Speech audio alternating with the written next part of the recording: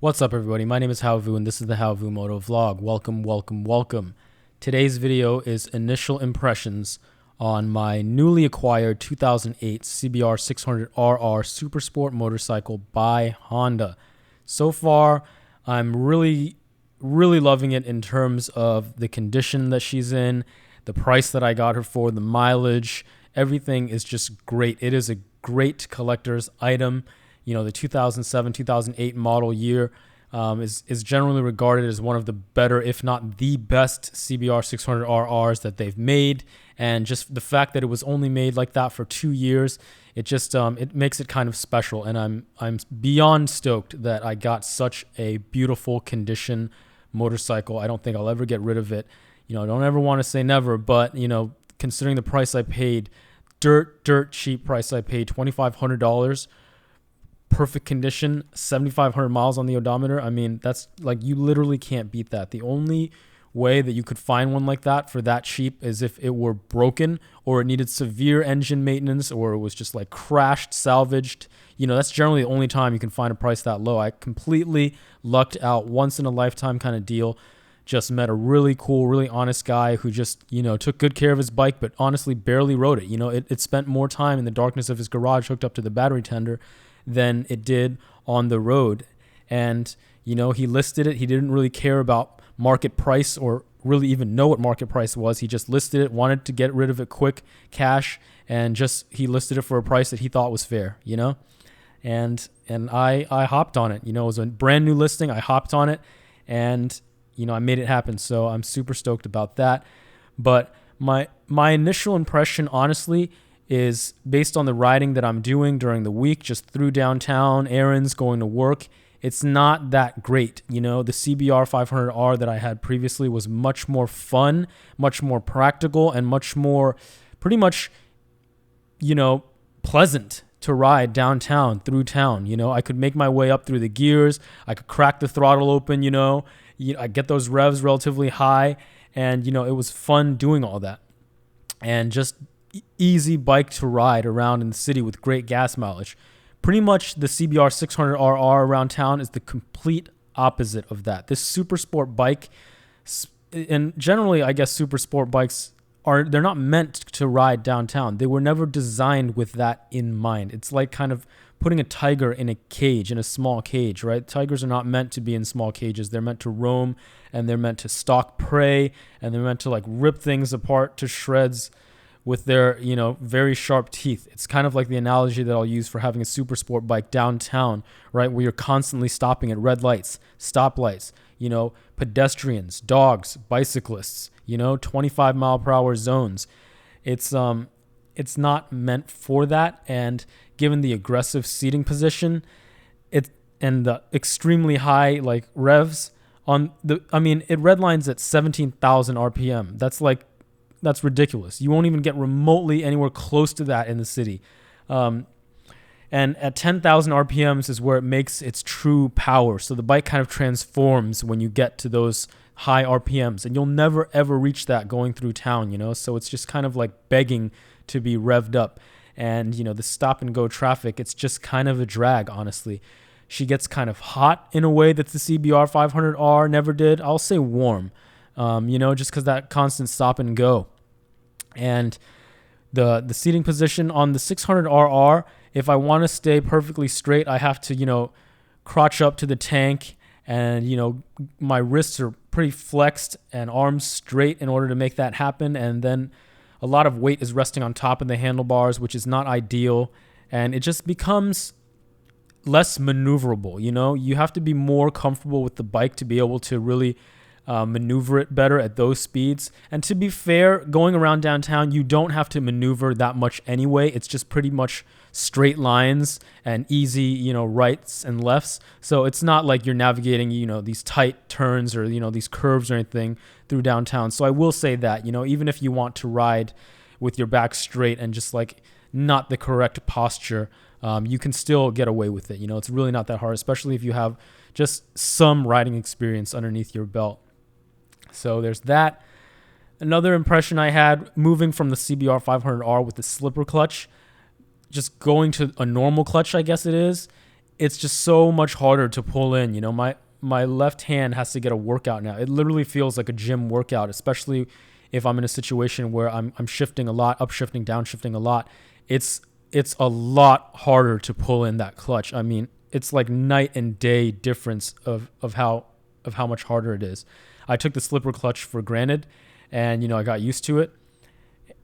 And speaking of taking things for granted, another thing I took for granted was ABS. The model that I have does not have ABS, and the first morning that I got it, I was hitting a yellow light too fast, and I didn't feel like running through the intersection, so I hit my brakes aggressively, not like super hard or anything, but definitely aggressively, and nothing that I haven't done in the 500. But with the 500 with the ABS, I never gave any second thought to rear brake, front brake. I just kind of press them harder, and the 600RR, the back tire kind of slipped out on me for a little bit, kicked out from under me, and freaked me out a little bit. It wasn't too serious. It corrected in a matter of like maybe 2 seconds, but at that moment I knew, wow, braking is something that I'm going to have to practice now. I'm going to have to be more conscious about feathering the rear brake and just really being super gradual on the brakes. They're very powerful super sport brakes, but you have to treat them with care, especially when there's no ABS to save your ass, to cover your ass. You have to learn how to be in complete control. You have all that brake responsibility now, and you have to be, you have to kind of consciously master it. Whereas ABS, you can literally just mash the thing down and never really have to worry about it. So there's that. The throttle, I feel like, has less free play. The clutch has less free play. I would even say barely any free play on the 600RR, whereas the 500R had a decent amount of free play both on the throttle and the clutch. So, I have to be more finesse. I have to be more precise with the controls. If I do a little bit too much at the wrong time, the bike will let me know. And, whether it will rev up too high or be a little jerkier than I like. I had to spend, honestly, riding from Las Vegas to Sacramento gave me a lot of practice with that kind of thing. Even if it was mostly highway miles, it was a lot of stopping. It was a lot of gas fill-ups. And it was a decent amount of clutch work and throttle work. So I've gotten used to it, but by no means have I mastered it. The CBR500R, it was really easy to shift perfectly after a while because it was just so forgiving, and the 600RR is not that way. After a while, it became kind of easy to do okay shifts, but perfect shifts, I'm like absolutely not there yet, and it's probably going to be a little while before I get there. As for power, yeah, noticeably it feels more solid. It feels more smooth. The sound is just so much better. It's a proper sport bike sound. The 500R rather, it sounded kind of like a weed whacker, kind of like a lawnmower, not very intimidating at all, just kind of chugging along like a little go-kart or something like that, especially with the stock exhaust, right? Just really didn't sound cool. But you cannot say that for the 600RR. That thing sounds amazing. The power down low, honestly, it's comparable. The 600RR definitely is faster, but when you're dealing with those downtown speeds, right, and when you're talking under 50 miles per hour, if you just crack open the throttle on the 500R, it's not slow by any means when you're going around downtown, right?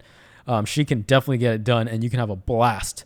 But it's like I said, it's higher in the rev range where the 600, it really comes into its own and it really starts knocking you back. So that's fun. That's a characteristic that you really can't feel unless you're on the highway or just, on some really remote stretch of straight land with no hazards. You know what I mean?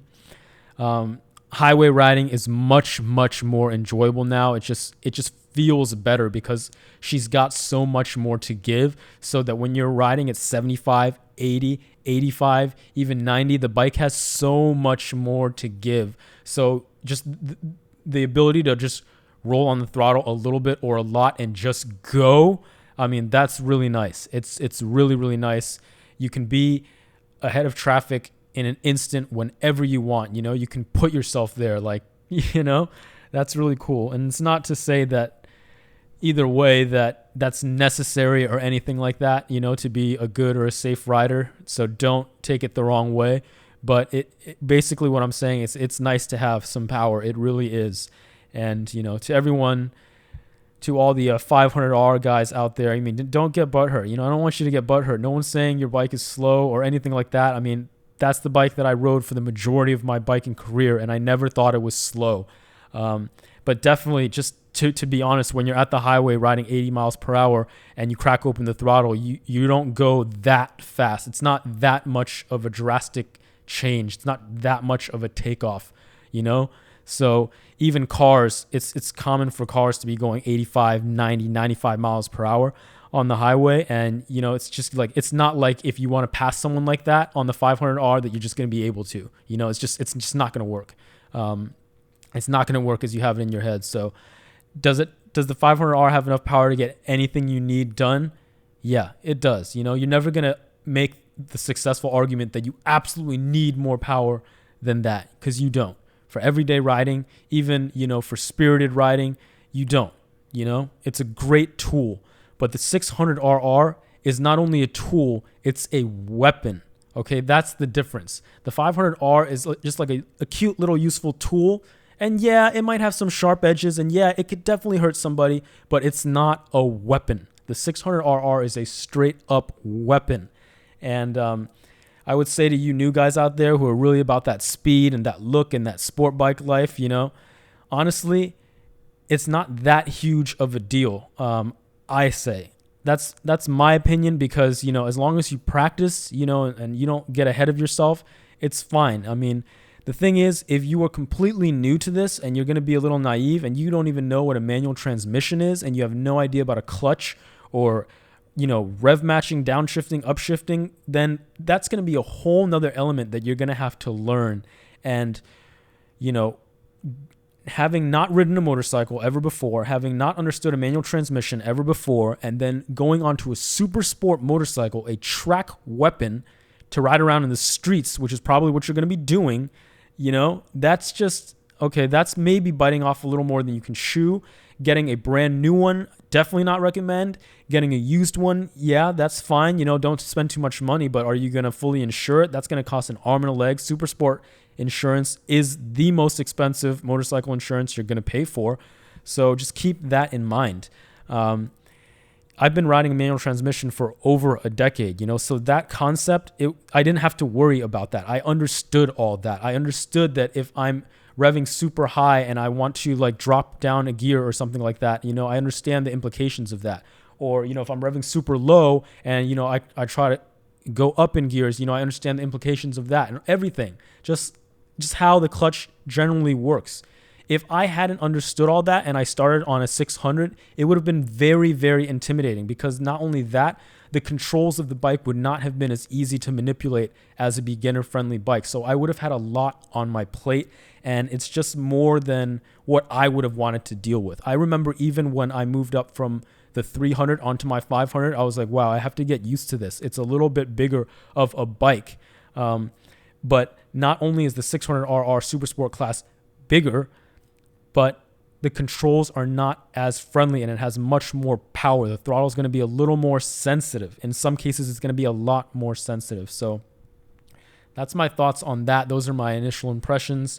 For any of you guys who are interested, I made the switch from a 300 Honda CB300R naked bike, put 1,500 miles on that, and then I upgraded to a brand new 2020 CBR500R, put roughly 4,000 miles on that, and then this deal came along and I moved up to the Super Sport 600 class of motorcycles, and that's where I am now, and it's going to be my daily now, and I'm going to figure out, I'm going to kind of get this sport bike thing out of my system maybe, because honestly, I don't know moving forward if this is the right call for me based on the kind of riding that I expect to be doing. But anything could change. Now more than ever, I understand that life happens and really good things happen and really bad things happen.